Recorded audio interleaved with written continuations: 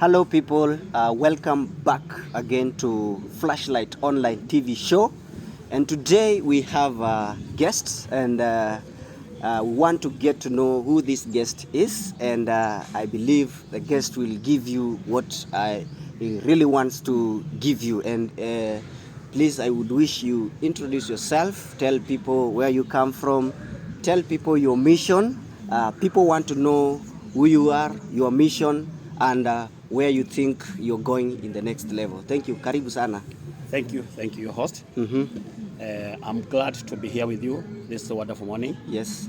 And my names are Duncan, Nyaga. I come from Embu County, born and raised in Embu County. Yes. My core business is an entrepreneur. I come from a place called Mavuria. Mavuria, that is in Bere. Bere South. Yes. Yeah, that's where I come from. And most of people of Bere knows me very well, Bere South. Yes. I've interacted with most of them on the crowd. Yeah. When we were youth. When I am doing business, I've also been going to various churches. I have empowered them. And this journey of becoming Embu Senator is not just a one-day journey. I did not just wake up one morning and decided I want to be a senator. Yes. It is something that has been bursting in my heart. It has been fasting in my heart. It has been a calling. It has been a dream. And it has been my aspiration. Yes. To serve my people of Embu County. Yes. Yes. I am a people's servant. Yes. Thank you. So why Senate, not MP, not governor? Why Senate? The reason why my journey to capture or to serve the people of Embu is it is time for the Senate seat is because Senate is where we have the legislature that is giving empowerment to the people. When I am in the Senate, I'll be able to lobby and bring more resources to my county. Yes. Because Embu County is lagging behind in matters of development, in matters of youth empowerment, in matters of industrial economic zones, in matters of infrastructure, in matters of education, yes, in matters of water. Those are the things that I feel energized. Those are the things that I feel I have a call to serve the people of my county. And I want to assure them I'll serve with dedication, and I want to be a people's servant. Yes. I have seen your posters on social media. Yes. And some of the posters have things to do with education, water, roads, and people are getting confused. Yes. That maybe the functions of a Senate is not aligned to these functions. These are functions for the Member of Parliament. Yes. And your posters are having them in every social media. Why that? Let me correct you one thing. The register of the Senate is not a separate entity from the Parliament. The difference is the Senate is an upper house that where all the county matters are dealt with. Yes. When we have a governor who is going to be incoming, and I believe we are going to work hand in hand, all the county bills will be actually our role as Senate to oversee them and legislate them. And actually I'm going to lobby for the best bills to come from the county, so that when I am discharging my duties as a senator in the Senate, I am going to discharge the duties for the benefit of the Embu County. And the people and the communities of Embu are going to see my role and my calling, that I am the senator that they deserve. The reason behind is, when I am in the Senate, I know all the problems that the Embu people are facing. And that's why you see my posters are also like the same as those of MPs. Not that I am actually not knowing what I am doing. The reason behind this is, when we have an MP in the Parliament, he is going to lobby or to register matters of the various sub-counties. Yes. But when you are in the Senate, you are registering the matters of the entire county. Yeah. So you are the overall. Sure. And the county is looking at you, not the MPs. The MPs are going to register matters of their various constituencies. I am going to register matters of the entire Embu County. Yes. And that's why I want to become the senator for the Embu come 2022. And I am determined and I have the passion to serve the Embu people. Yes. Yes. The current senator, that is the incumbent, Njeru Ndwiga. Yes. What remarkable thing has he done over the 5 years? The most challenging point here is that there is no track record for the incumbent. Neither do we have any manifesto or any agenda that we can pinpoint on the ground that he has been able to register in the Senate. And actually, even the people of Embu County themselves, they can attest this. There is no any assignment that he has been robbing in the Senate that can actually bring the resources that we need in the county. Maybe, I don't know, but we need to go back and evaluate what was his manifesto. Was his manifesto based on the people, or was his manifesto based on his personal gains? Yes. So you want to mean you have never seen him push the county government towards development projects and all that? My brother, let's be realistic on what is on the ground. Yes. The people of Embu County and the entire Embu County, all the way from Vurori, you go to Runyenjes, where he comes from. Yes. You go to Mwea, have the reason to actually question. The last 5 years, Honorable Gerald Duncan has been in Senate. There is no single development that he has initiated that can benefit the local Manyatta. There is no single, and I can pinpoint, there is no single development he has brought to the county. He might have been robbing other senators in the Senate to push their agendas. Yes. But we haven't seen him pushing any agenda to benefit the people of Embu County. And this I can say without any fear of a contradiction. Yes. We have different senators in different counties. Yes. Do you have senators who have performed, who have a track record that you can say for sure this senator has done something that you can emulate? We have a good number of them. We can start with the Makueni. We have the Honorable Kilonzo Junior. We have a factory that is processing mango there. Yes. That has actually been the agenda of the people of Makueni. And we are seeing them having mobilized youth to get employment. Yes. Those are the agendas I'm talking about. We have seen county of Kitui. They are processing, and they have a factory actually that is producing and processing all NYS staffs. Yes. All the uniforms for the government they are supplying. Those resources are trickling down to the Mwananchi. And also the community that is living in Kitui is also able to adopt a better living environment because the resources are closer to them. Yes. When you bring a bill in the Senate that is bringing investors to the county, you are opening up the betterment of the life of Embu County. In Pasi, you are bringing more resources to your county so that your people can benefit. When you bring more resources to the county, it doesn't mean that you are robbing without other senators. It means you are bringing other senators on board so that you can work as a team and they can also support your bill. Why do I say this? When we look at the Senate, when they are debating the likes of Akina Mokomen, my senior Mokomen, yes, we can see the passion these people they have. They are not having this passion because they are presenting their own interest. The passion and determination is because they know the people who are in issue are looking upon him and they want to see the best this man can bring on the ground for their benefits. Yes. But for the community to say, yes, this is our own, and we can see what he has done on the ground. Yes. Talking of corporate social responsibility, yes. CSR, yes, you must have done some things that people can truly say, this is the guy we will go for. Yes. What have you done before now you get to the seat?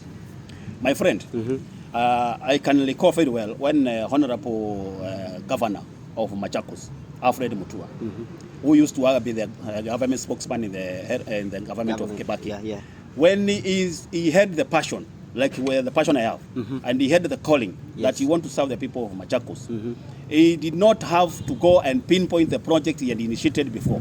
But what you have as your agendas for the county, what you have as a vision for the county is what is going to propel me to clinch the seat of Senate come 2022. Why?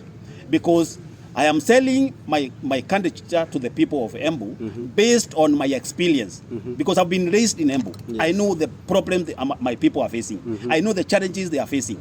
Let me just give you a very good example. We have the seven dams, the seven Fox dams in Embu County. Sure. and they are bordering Embu and Machakos County. When we look at these dams, there is no tapping of that water that is being spilled when the dams are overflowing. I want to bring a bill that we are going to tap that water. We are going to have a tunnel and open several reservoirs for this water instead of this water going to waste. Because like now on Tuesday, there was a spillover. Yes. And this water just wasted water. So we are wasting water while our people are suffering. We need to see a mechanism. We need to have a bill in the Senate that is going to compel Kengen to open a tunnel for the people of Embu County to have a reservoir for this water that's being spilled. Then they can use this water for their irrigation. They can use this water for their consumption. And we can do this. And it is practical. And it is doable. In Nairobi, we are getting water from Dakaini, yes, which is about 70 kilometers from Nairobi town. In Gitaru, it's only 40 or 30 kilometers to tap that water and security that water entire Embu County. Why do I say this? When you go to Kiambere, when you ask the people of Kiambere, what the biggest problem they have is water. Yes. When you look at Embu County, we are relying on our neighbors to supply food. Why? And we have farms, and we have expansive land. We have massive land that is not utilized. I want to bring this to the people so that they can see my candidature and they can see the potential I have to transform the Embu County and to change the paradigm. The paradigm that has been there is people are just looking for votes, mobilizing their people to get to the Senate, to get to Parliament for their self-interest. They want to propel their agenda, but not the agenda of the county, not the agenda of the community of Embu, but they are propelling their personal agendas and their own agendas. Because if we are to have a master plan for Embu County, the current leadership should have come with a master plan. Sure. Let's look at the Embu County itself, and we look at the Embu township, for instance. The town is congested. Sure. There is no a physical plan. There's no visibility study to have in place, like where are we now and where are we going in the next 10 years or 20 years. These are things I want to engage the people of Embu community and especially the planning department of Embu so that we can expand the town. We also want to have an industrial economic zone. We also want to have an ICT Centre in Embu because our youth have not been getting proper first-hand experience in matters of ICT. We do not have to import people from America, people from all over across the world to come and show us the ICT. The person who invested Safaricom is a Kenyan from Kisii County. We want someone from Embu County to invest a SIM card that can open a car. Oh, yes. We want our youth to invest that technology that you can use your phone and open your car. That's the technology I want to empower my youth. And I am determined, and I want the youth to listen to this. We cannot be employing people to come and show us or give us direction or give us instruction on how to adapt to ICT. We want to have our own ICT in Embu County. And we want the Embu County to produce the best technology that it is the first county to have invented on a system that can open your car and it can ignite your engine. Sure. That's my passion. Sure. And that is going to be practical and it's going to be workable. Sure. Yes. People say the Senate is the easiest seat you can vie for, you can get votes from, and that is the reason why we have so many people aspiring for this position. We have even more than 10 people. If I can mention them, you can see the competition is so big. Is that one of the reasons why people go for the Senate seat? So many of them. Thank you for that question, sure. My host. And let me just be very clear and categorical on this issue. There is no seat in the parliamentary system of Kenya that is easy or that is soft. The Senate seat actually is the backbone of any county to progress in matters of development. Because without the senator, the government of the county will not be able to function. Without the senator, the governor of Embu County cannot have resources. Without the senator, the nurses and the doctors of Embu County will not have their salaries. Without the senator, all our infrastructure programs are going to be at standstill. What do I mean? I mean that Senate is the backbone. It is a brainchild of every county to succeed. But what we are lacking in Embu County is a person who is determined, who has the passion to deliver and change the paradigm that has been there and bring the changes for the Mwananchi. My colleague and my Embu people, I am here to bring the paradigm change, paradigm shift in matters of politics, in matters of development, and also to tap to the new technology that we need to have people dependent. Let's not advocate for people once they finish university, they have to go look for jobs. Let's create a job in our county. That's where I am. And that's where I am coming. I want us to have empowerment from our own county. Before we export our youth, before we export our educated children, before they go to other countries to look for job, let us have a backbencher. Let us have a master plan that our people in Embu can actually be self-reliant, can have employment. Let us not look at the white-collar jobs. Let us look at what is in our county. What can we do in our county? What resources do we have? How well can we utilize those resources? For example, we have Mwea National Park. Yes. It has been dormant. It is never known. We need to have an ecotourism board in Embu County that is working towards to improve the standard and market the Mwea National Reserve. Let's look at Makima and we look at the Runyenjes. What are they best in producing? What resources do they have? We need to empower those constituencies so that they can become reliable and they can become independent. When they become independent, they are going to actually improve our revenue in the county. And that's why I want us to have a senator, that is Duncan Nyaga, who is determined to bring these changes to our county and to change the paradigm that people are just looking to get elected to go and get salaries. I don't want to be elected so that I get salary from the Senate. I want to be elected so that I can bring more resources to my people, so that I can have my youth employed. In fact, if we go on the ground, from Kiambere all the way to Evrori, you will see the number of youth that are struggling to put a meal on their people, on the table. You will see the youth that are struggling to educate their children, because a youth who is 30 years has a child. You see, and they have a future. So their future is blink. We don't want a future that is blink. We want a future that is brighter. We want a brighter future. We do not want to go to look for white-collar jobs because they no longer exist. Let us create our own white-collar jobs in our county. And that's why Duncan Nyaga is the best suited candidate for the Senate seat. If we want progress in Embu County, let us vote for none other than Duncan Nyaga. Dan Nyaga is the choice, is the people's choice. It is the candidate you have been looking for. It is the person who is going to change your life. It is the person who is going to write your home. It is the person who is going to ensure that the resources trickle down to the village, not even to the sub-county administrator, to the village. And I want to also to assure you that when I am that Senate, all our roads are going to be graded. The town of Embu, the county of Embu has also to be upgraded. We must have a city known by Embu City, not Embu County. And we have to change that now, not tomorrow. Sure. Embu has to be elevated to be a city status. So we need an airport in Embu. We need an industrial economic zone. We need an ICT Centre.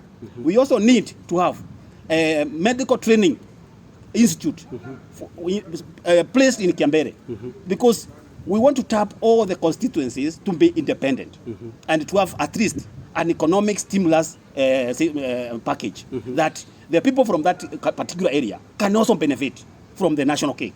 We also want to put in areas of Kejokoma all the way to Runyenjes, we want to put an economic zone there for the people of that area. If they are producing avocados, if they are producing fruits, we want a fruit processing factory based in Runyenjes, and that's where I'm coming.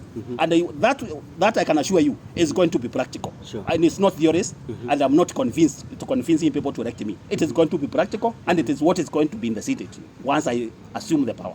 Why as Embu County, always when we look at Infotrack and other companies that rate counties, yes, Embu County has always been among the 40s, the last 40s counties in terms of development, yes, in terms of leadership. What is the problem? Thank you for that question, my brother. Sure. The problem is not that Embu has been at the tail of it, or in terms of development. When we look at, I started by saying we must have a master plan. The master plan is the key that will propel you, that will propel the county to achieve what is that in that master plan. The manifesto that I'm going to unveil in the coming days is going to capture all those areas you are mentioning. Yes. Why? Because I have been raised in Embu. I am a man of Embu. I am a child of Embu.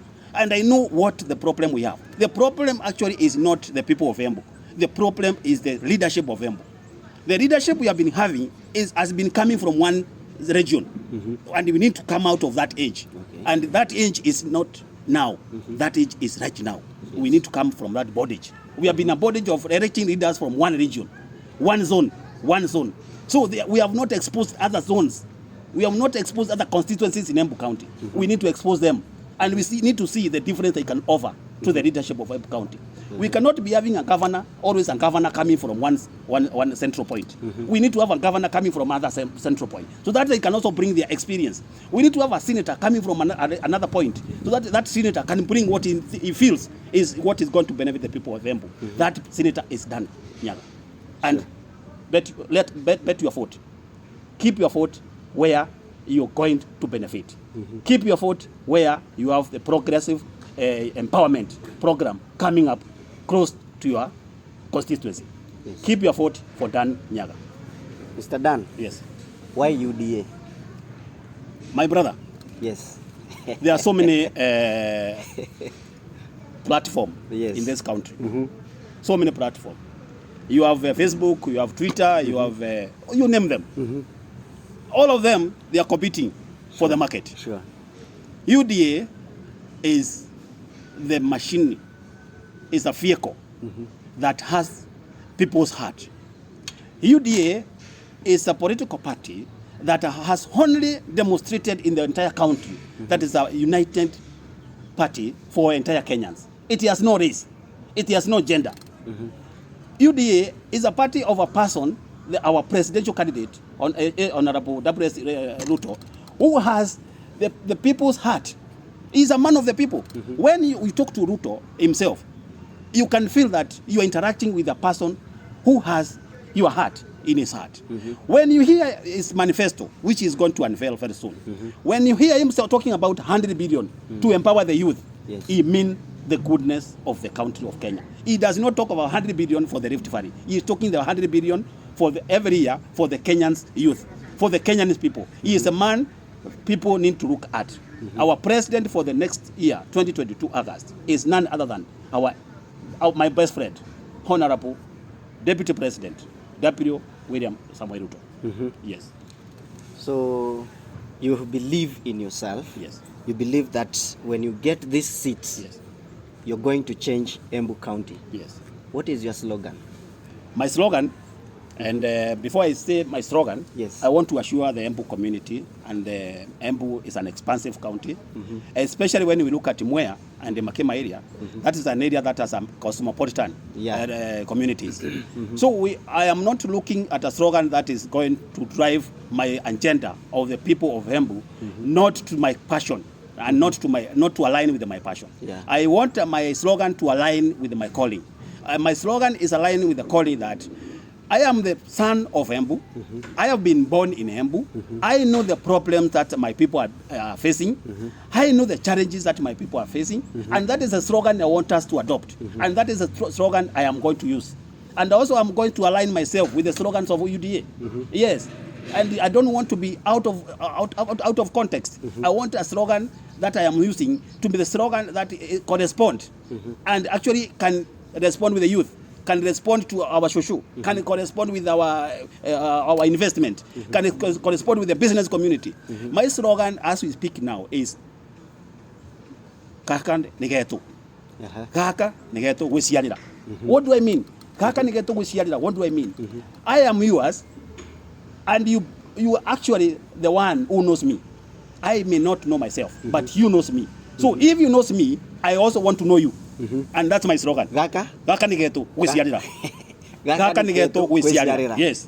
And my hashtag Dan Nyaga is is for me to align with the youth. Yes. Because hashtag is you are actually feeling that this hashtag slogan is a lander. Sure. Let me just put it for the youth to understand. This hashtag is a lander.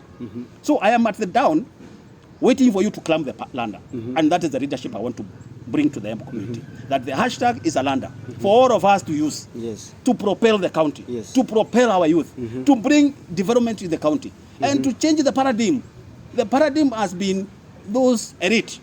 We want to change that narrative that the leadership of Embu is not for the elite. It is for the Mwananchi, for Mwananchi, and for Mwananchi. So you are for bottom-up model? I am the bottom-up model. What is that? The people at the grassroots may not understand what is bottom-up model. The bottom-up model, my brother, I think we need to have another session so that I can bring you to the core values of the bottom-up. The bottom-up model is, if I have, for example, I am a CEO of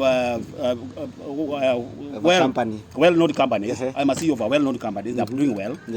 If my company has employed 50 people, these people who are working for me, they should also employ another 50 people. That is bottom up, because they are going to reach people from town.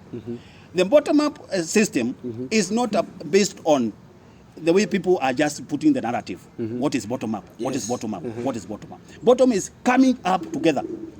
It's like a unity of purpose.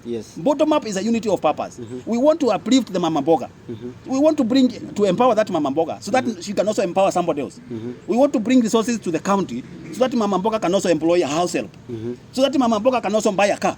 So that mama mboga does not have to go and borrow money from the bank. So that she can own a land. We want to bring bottom up to the county and to our people so that these people can feel part of the cake. We don't want to be the national cake to be just for the few. We want the national cake to be for all of us. And for the national cake to be for all of us, it has to be pegged on bottom-up model. Yes. So, do you have a manifesto? My brother, we are in a political contest. We are in a political contest. The moment you start asking about a manifesto at this stage, is you are going to expose yourself to your opponent. I do have a manifesto. We are still working on it. We are still aligning it to match the needs and the problems of the Embu County. And we are aligning it to match with the vision that I have for the Embu County. So we are going to unveil the manifesto very soon. Very soon. Yes. Thank you so much for this session. And I believe we will again meet and you will share this video to your viewers. They will see truly what you are talking about, and everything that you have talked they will see and they will decide. The decision belongs to the people who are your voters or the people who are voters. So thank you so much and God bless you. I'm looking to meet you on the ground, people of Embu County. I am looking to meet you. Tell me your problem. I am coming to solve your problem. As your senator, I am going to Rope. I am going to register the bills. The registration I'm going to have in the Senate are the registration that you guys are going to give me. The people of Embu, I value, I love you. Let's join hands together. And God bless you. God bless you too. Thank you. Thank you. Thank you for the session. Okay.